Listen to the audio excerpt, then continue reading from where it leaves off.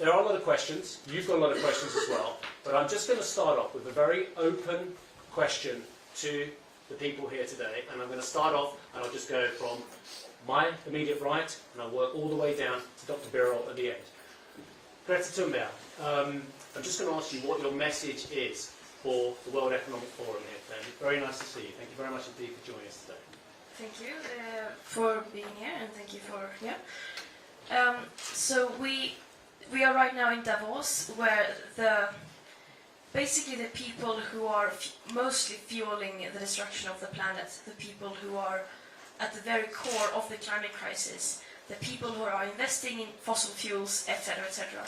And yet somehow these are the people that we seem to rely on solving our problems, where they have proven time and time again that they are not prioritizing that. They are prioritizing self-greed, corporate greed, and short-term economic profits above people and above planet.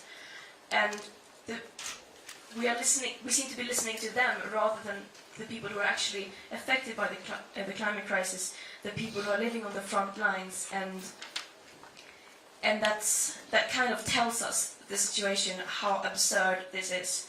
But the people who we really should be listening to are not here. Instead, we are bombarded with messages from people who are basically the people who are causing this crisis. Thank you, Vanessa. Well, for me, coming here, I didn't know exactly what my message would be, because what haven't we said and what haven't we done?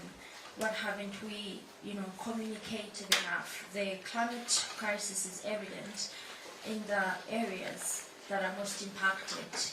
Most cases, these areas are least responsible for the crisis, where people are stretching their livelihoods, people are trying to survive, clinging to their lives and just trying to make it for another day, to make it for another week, to make it for another hour, another minute. So for me, my message is the climate crisis goes beyond statistics and data points. It's about the people. And very so often in this place, there is a disconnection between, what is being discussed and what is happening on the ground. There is a mismatch between how people understand, the urgency of the crisis here and what is happening in places like Turkana, one of the regions that is being impacted by the drought in the Horn of Africa, which I was able to visit last year. And I met different mothers, different children that are suffering from severe acute malnutrition. And it is devastating to continue to see what the climate crisis is doing to communities and doing to children and different mothers across the world. And one specific child that stood out for me is a child that I met with his grandmother in a hospital where cases of severe acute malnutrition are referred for treatment. And I remember meeting the grandmother and her explaining how, it took them long to find the treatment, and by the time they brought, the child to the hospital, he was in a wasted situation as described by the doctors and the nurses, and she was just praying that the child would survive. And a few hours later, we learned that this child had passed away, and this could have been a preventable death and a preventable crisis. So I feel frustrated too. I don't know what else to say, because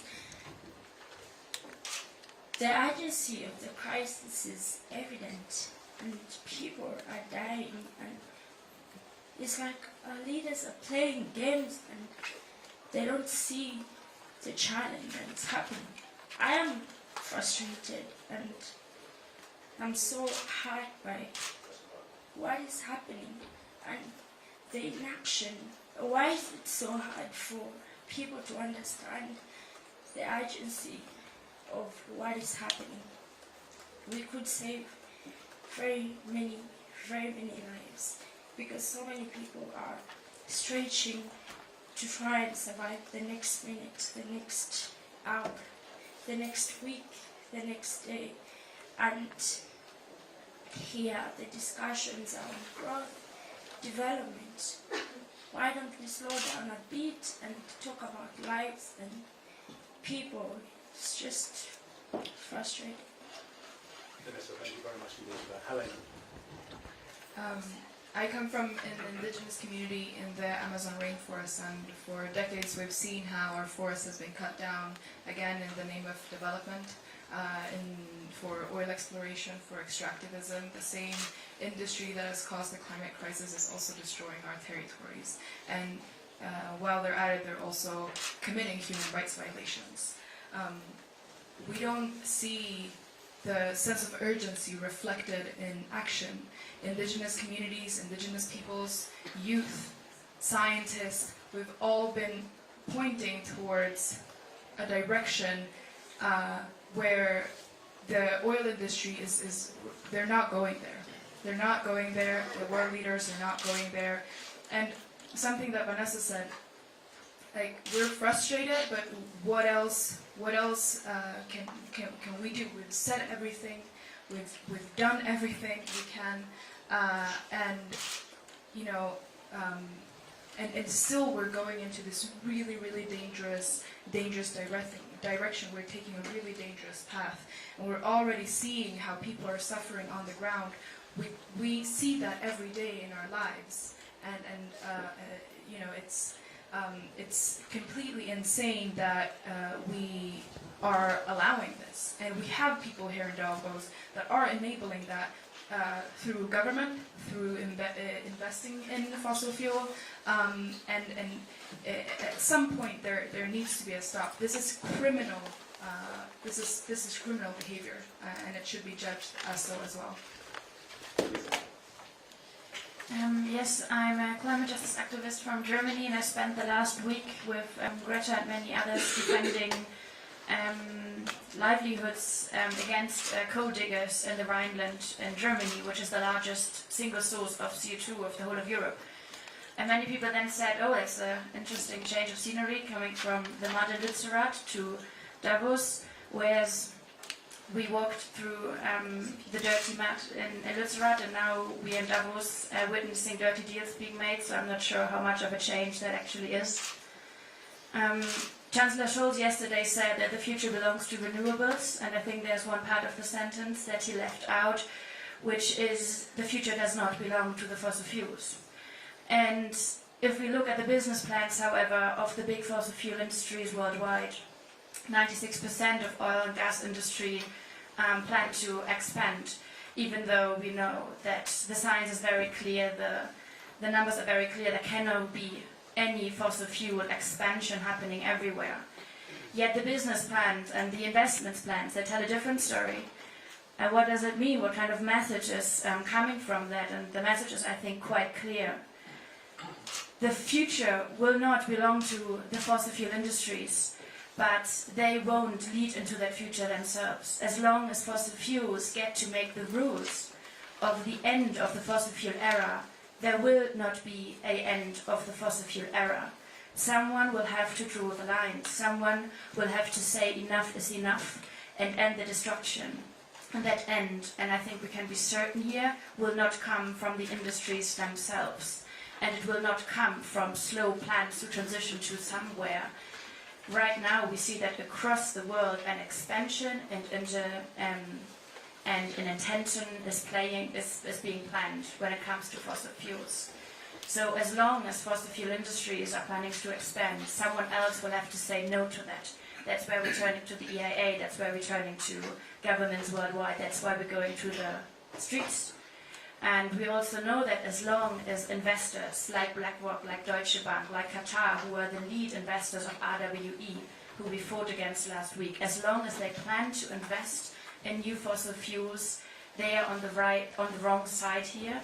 And maybe they don't want to know that, but we can be very certain about that, and we're not going to shy away from spreading that message. Thank you, Luisa. Look, one thing that's very clear is that seeing four very powerful activists here on the outside of WEC is very interesting, but in terms of bringing the dialogue with powerful institutions such as the IEA, I think it is absolutely fabulous that A, the four of you are here, but B, that Fatih, you have come as well, because not only are you here, and I think it's great you are, but you've also got a view to what's going on in there. Now, the ladies have already said that there is inaction going on inside the halls of the Congress. They have already said that there is no sense of action despite the words, despite, we've just had COP27, I was at COP26, and we're at COP21, 15.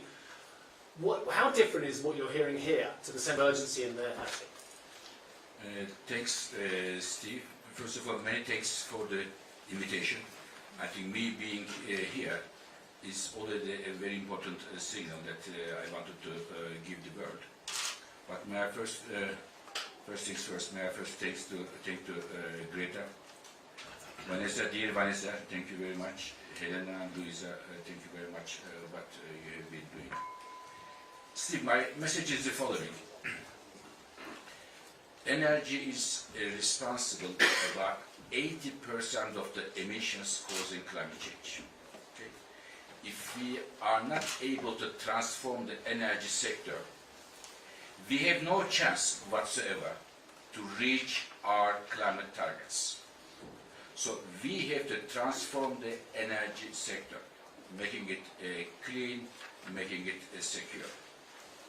And when I look at today the international agenda, the global agenda, including here in Davos, why we have to see that the climate change needs to get more attention, unfortunately, the attention to climate change is sliding down.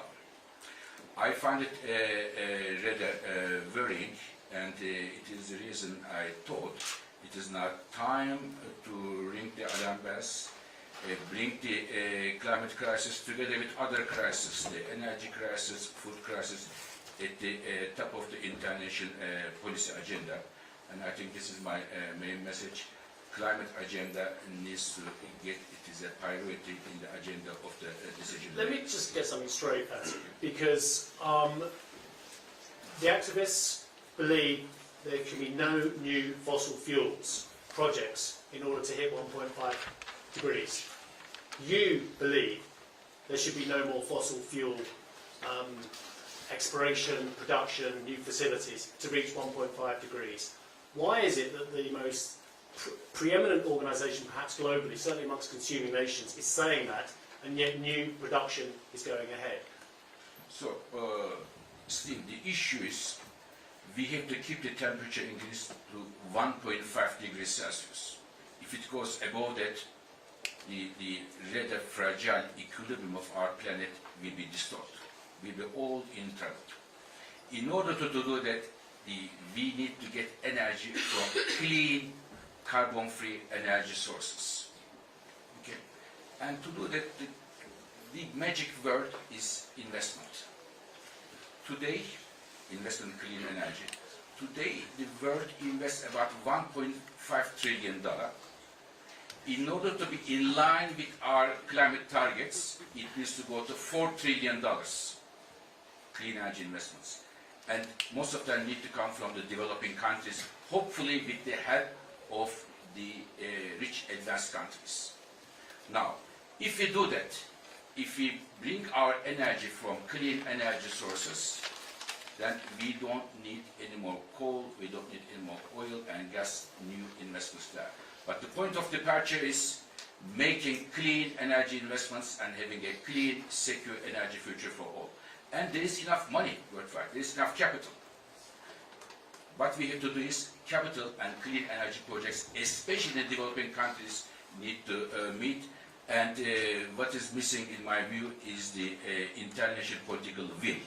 If it was there, this would have happened because we have enough sun, we have enough wind, and electric cars are growing. There is a lot of technological innovation, and we have a lot of potential to see the clean energy to dominate. But unfortunately, what we are seeing today is there is a transition happening, but not at the pace that we would like to see, especially once again in the emerging and developing world. Thank you, Fatih.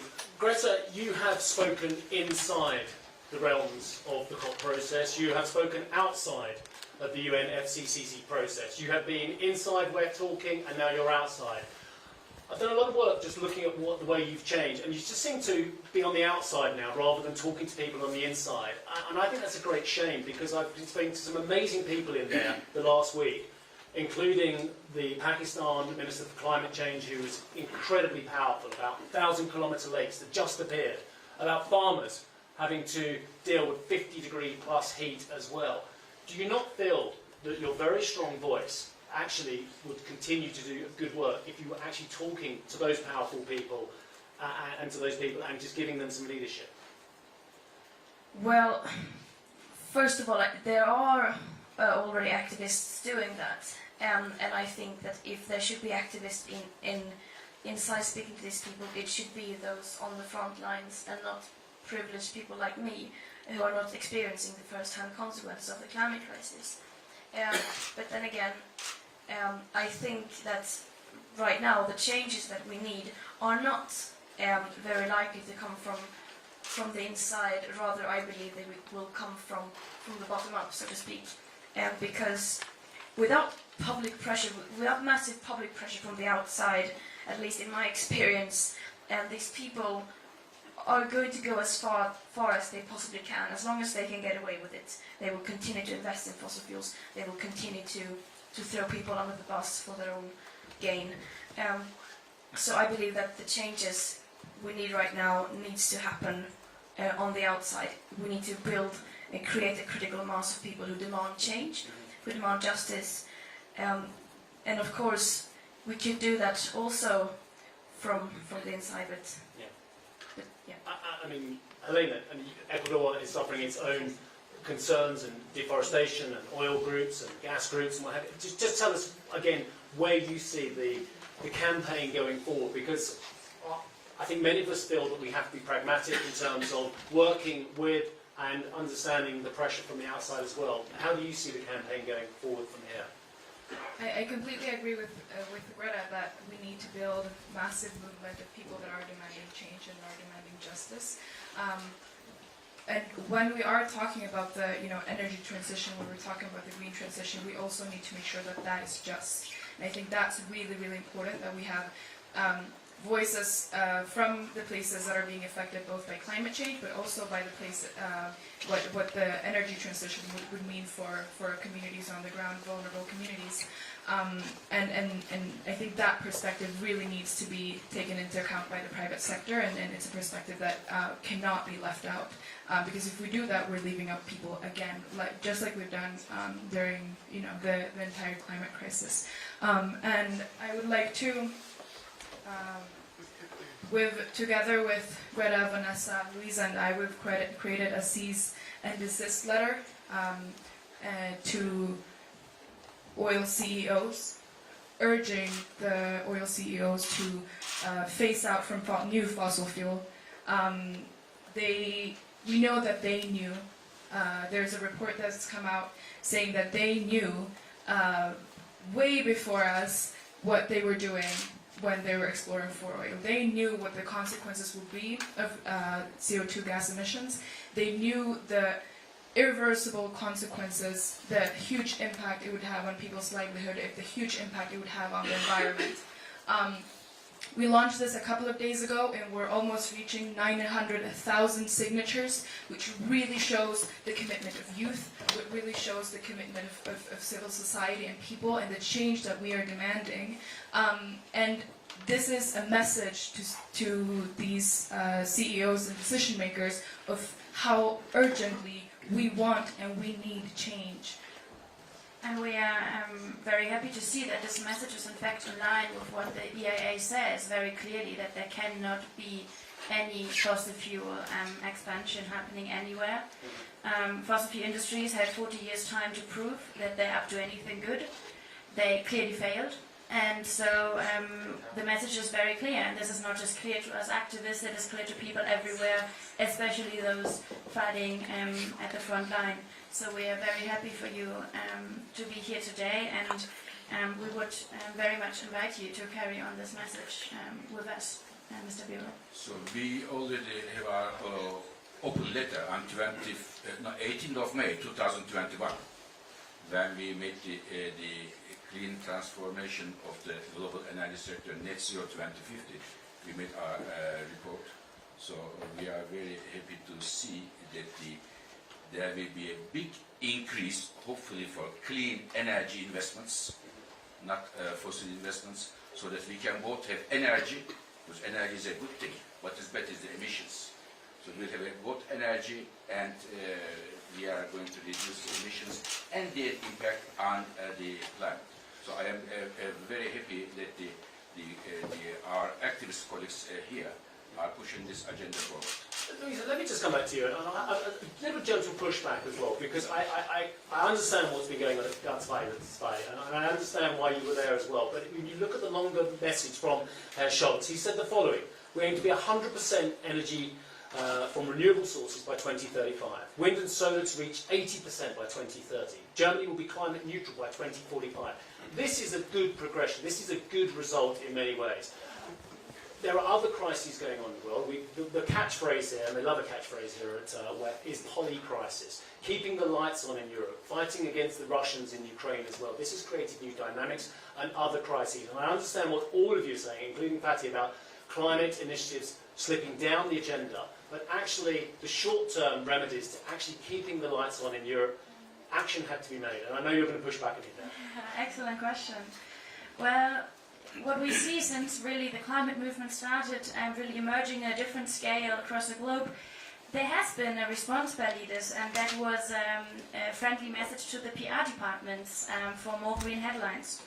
And so we are well aware that leaders across the world, and also Mr. Scholz, they know their vocabulary, and they know, where something net zero has to happen and something green has to, be put out.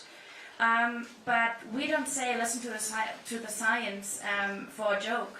We say, and I think that is clear to people across the world, what effectively counts is the numbers, it's the science. And when we look at what is behind all those big promises, in many cases, and that is the case in Germany, what we see is a public breakup with the Paris Agreement that is being performed. And when I look at countries like Germany, we are on the top 5 of global, of the top polluters worldwide. There are a few countries that are as responsible as Germany and the G7, of course. Who would we turn to if it comes to sticking to pledges made in Paris? Who are those countries we expect to provide the finance, to provide the industrial transformation, if not those countries, if they don't, start to deliver? And so, luckily enough, the science is clear, the numbers is clear, and we don't have to be fooled anymore. And people are rising up everywhere. Just the other week, there were 30,000 people protesting with us against the extension of the coal mine, with support from across the world. And we're really seeing that the PR strategy that hoped you could just market away the climate crisis is not working out, whereas the people are there and they are willing to tell the truth. Steve, can I say something here? I think we can have some, when we look at the energy world today, we can have some slight optimism, legitimate optimism here. Because last year, 2022, the amount of renewable capacity coming to markets was the record high. We have never seen so much renewables coming around the world. Very good. The efficiency improvements, very strong, and a lot of clean energy technologies are growing. The issue is, there are two issues here. One, they are not growing fast enough, they should be, to be in line with 1.5. The second, for me, the nerve center of the problem, the emerging and developing countries in Africa, in Asia, and Latin America. There is I think, a moral responsibility of the advanced economies to support the clean energy transition in the emerging world. This is key, in my view. I absolutely agree. And I want to ask Vanessa and Greta a question on this. It's different questions. Vanessa, one of the key parts of the UN FCC process and the COP27 has been that actually financing for developing nations is being seen as absolutely key to the success. We can't just have the rich West finding renewables if there isn't support for the developing nations. Are you seeing any evidence of that on your travels and of course your heartbreaking experiences? Is there any evidence that some of those promises are getting to ground zero? Well, I can speak from the most recently established Loss and Damage Fund at COP27. It was established, but it's still an empty bucket with no money at all.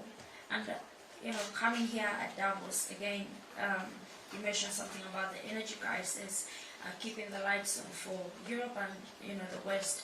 I understand that this is not the West Economic Forum. This is the World Economic Forum. And many times the discussions about the interests of the Western countries, how can we ensure that we address this, in Europe, how can we ensure that we address this? But then there's been an ongoing energy crisis, for example, in the global south, on the African continent for decades, with over 600 million people with no access to basic electricity.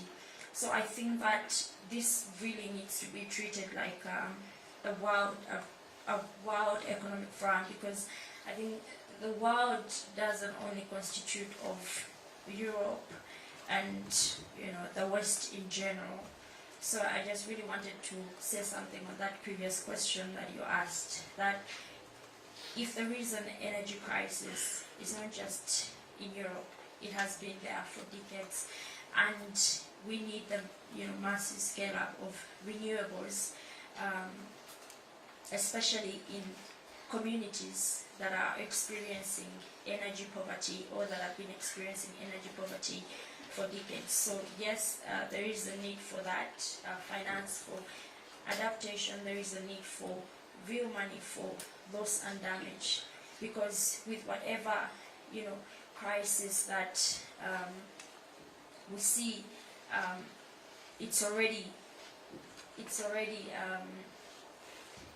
it's multiple in the countries, for example, in the global south, and even the discussions of 1.5 as the ultimate space of survival, but at 1.2 degrees it's already a living hell for so many communities across the African continent, across the global south. So when we hear discussions of 1.5 as the place that will save us all, maybe it's a place that will save the Western countries, but at 1.2 it's already catastrophic for so many communities.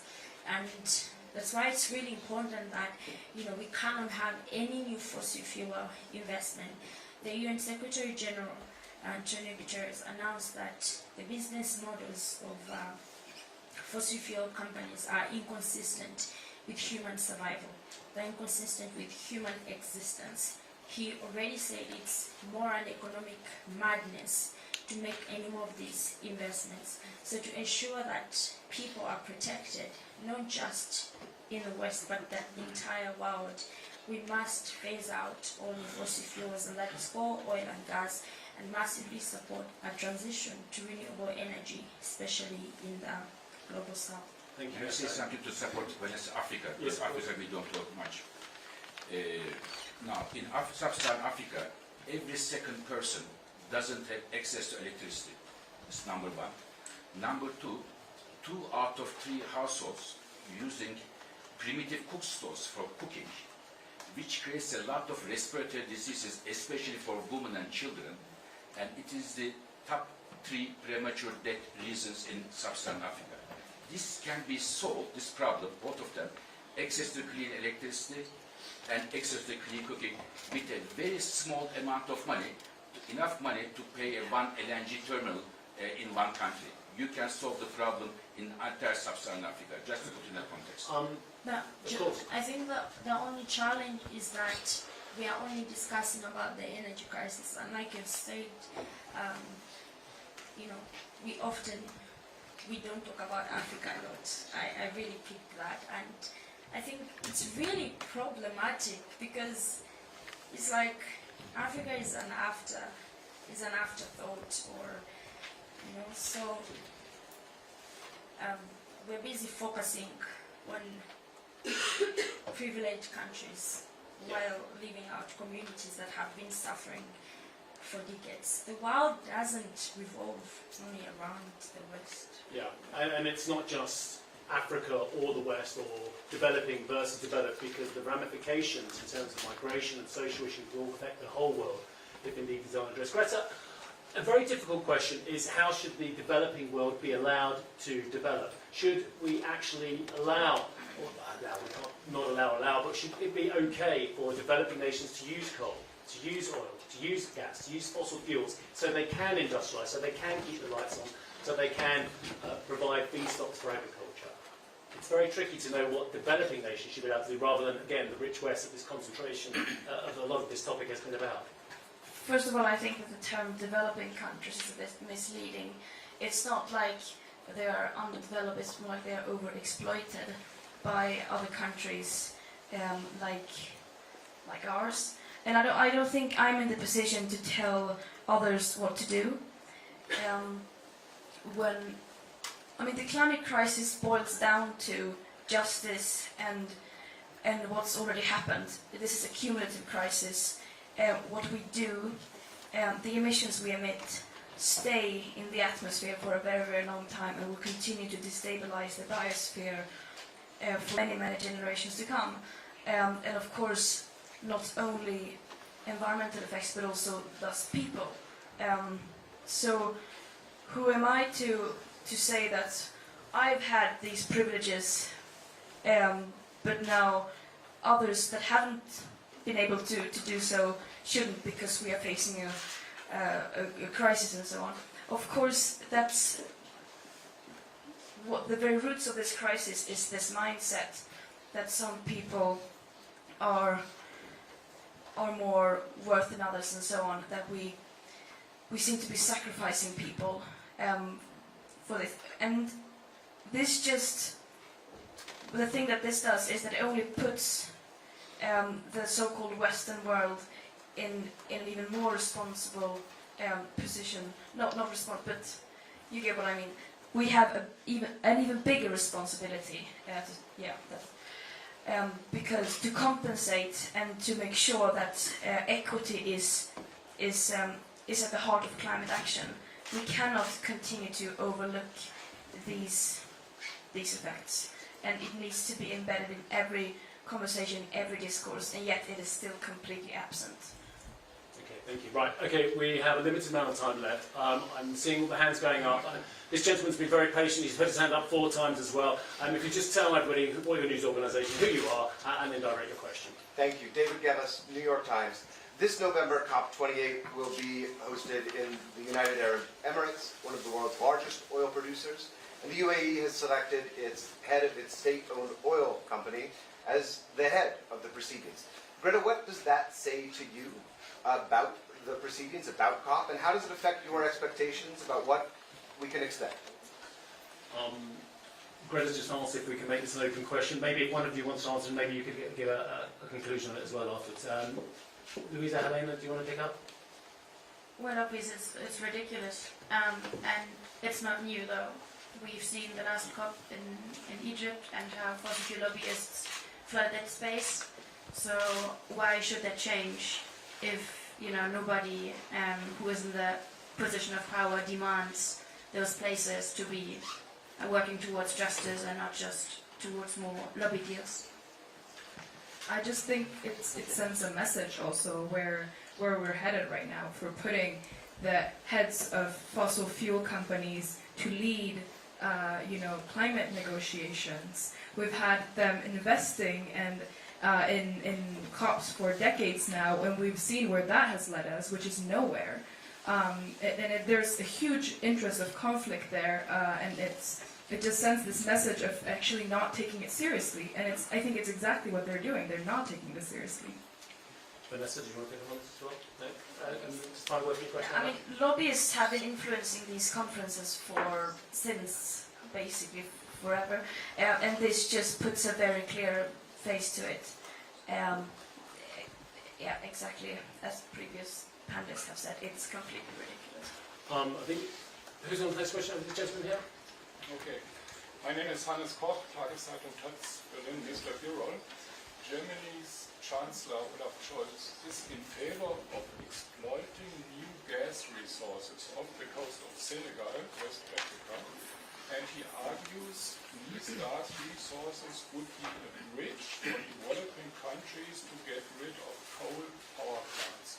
What do you think of that argument? Now, first of all, as I said, Africa, we have to look at Africa very, very closely. Now, in terms of electricity generation, I believe almost all the new electricity generation in sub-Saharan Africa needs to come from renewables because it is cheap, especially solar. Let me give you one statistics which I find very disturbing. As I said today, in sub-Saharan Africa, 1 out of 2 people have no electricity, number one. Number two, sub-Saharan Africa has 40% of the global solar radiation, very rich. And number three, the solar is the cheapest source of electricity generation in Africa. Yet, today, the amount of solar power capacity in sub-Saharan Africa is, just to give a context, 1/3 of the solar power capacity in Belgium. Think of the map, global map. How big is sub-Saharan Africa, how many people live there, and how big is Belgium. So from that point of view, there is a huge potential for electricity generation in sub-Saharan Africa. Having said that, there are some applications, because the energy you don't need only for electricity generation, you need for other things. Food processing, desalination of water. For these things, you may need fuels which can create high temperature heat. And here you can use gas. And here I would like to say that Africa's share in global emissions is 3% today. Even if, I don't think that it will happen, but even if Africa would develop all these natural gas resources, it will only go to 3.4%. So from that point of view, I would be very careful to put Africa in a different context than other countries. You can't compare Africa with other countries here. Thank you. Let's get a question from this lady over here. Hi, Mariah from ITV News. This is for Dr. Birol. We know that banks, despite their net zero pledges, continue to fund new oil and gas extraction. What's the IEA's view on this? Is it problematic? So, it is their money, first of all. It is not IEA's money. But I think I see 3 risks there. And because banks and others are saying they are putting this because of the energy crisis we are in. The first risk is if you today decide, even decide today, to build a new oil field, the first oil will come to the market in 6-7 years of time. It will not come tomorrow. There is a delay here. It will not be immediately ready. This is number one. Number two, I am not sure. 7 years of time, the global oil demand will still increase and we will need more oil in the future because the electric cars are growing very strongly. There will not be demand, so there may be a business risk for those banks. This is the second point. And the third point is, it is a climate risk. From this 3 point of view, the timing doesn't justify this energy crisis doesn't justify this 7 years. This is a business risk, and there is also the climate crisis. In general, if I may, Steve, one shouldn't imagine to justify the Russian invasion of Ukraine some large-scale fossil fuel investments. One shouldn't use it as an excuse. Right, let's get a question from this gentleman here who's been very patient. Thank you. Hi, everybody. My name is Uwe Häuser. I'm an editor with the German weekly site. I've been listening to you, the activists, and I got a little scared in the following way. Almost all of you said, we've done everything we can, which sounded like, you're kind of reached an end, which I hope isn't true at all, because we keep needing you. And I guess my question is, which direction do you plan to take?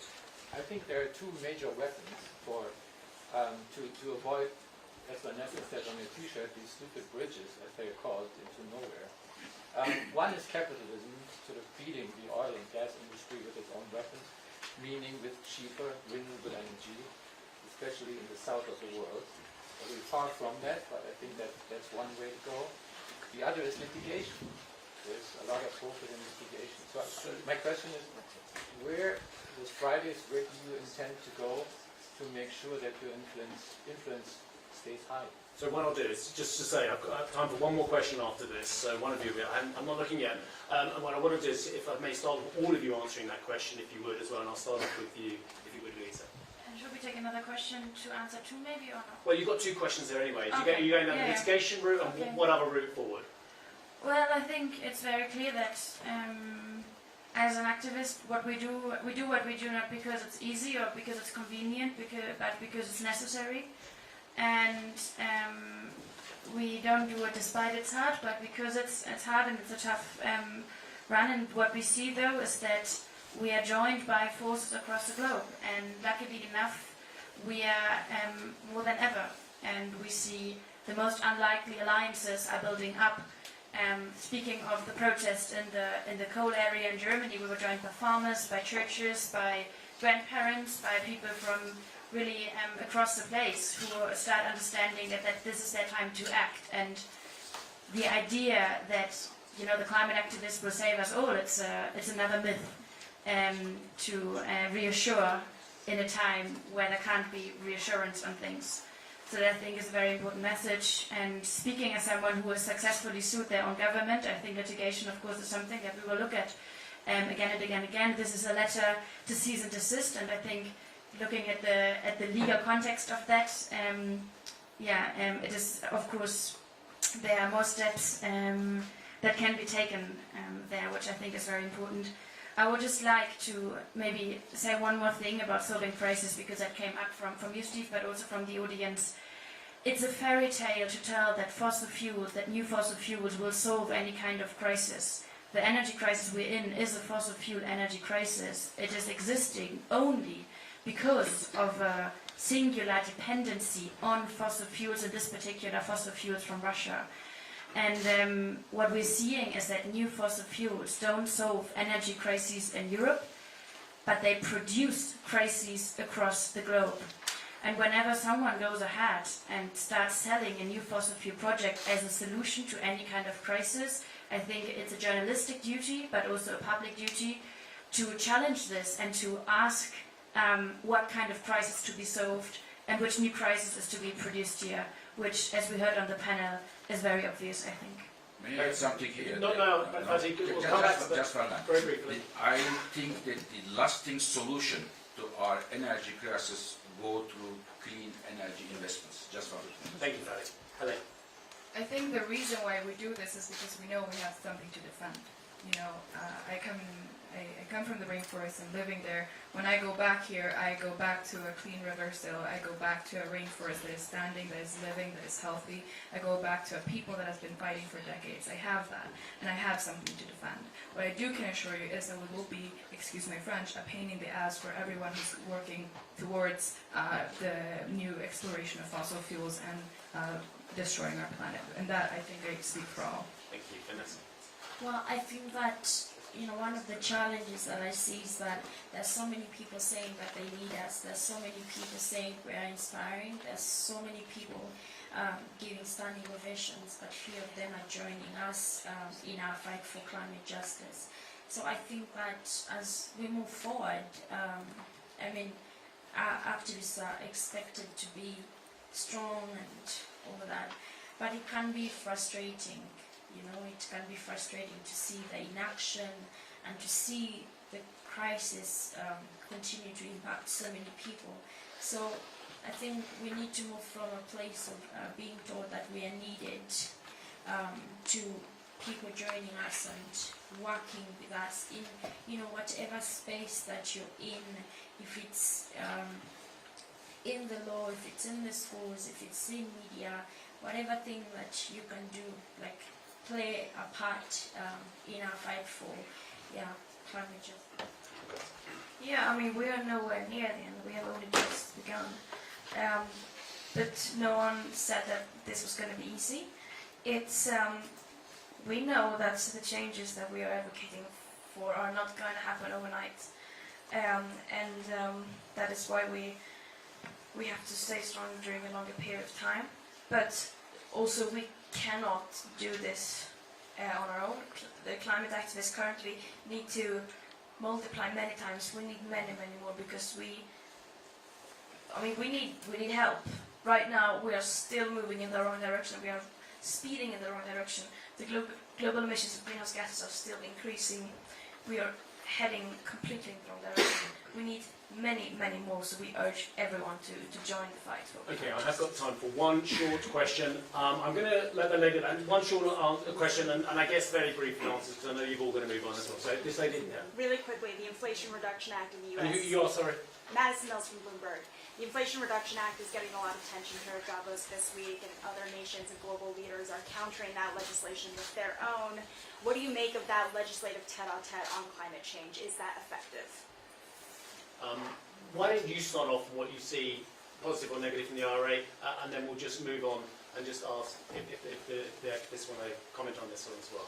I was, first of all, I should say, Steve, that I am a man who makes his hands dirty with data every single day, as you know, the energy data. And I have definitely a view of a legitimate optimism as far as the clean energy is concerned today. It is growing, but the problem is it is not growing fast enough to reach our climate targets. So it is not something that it is stopping, it is growing now. In addition to all the market forces, government decisions and so on, the Inflation Reduction Act, in my view, is a very transformative move from the United States, giving about $400 billion President Biden and his government to clean energy sources. It is solar, it is wind, it is electric cars, it is clean hydrogen and others. So therefore, I hope other countries, and India is moving in the same direction, I hope Europe will come at a response to address the clean energy.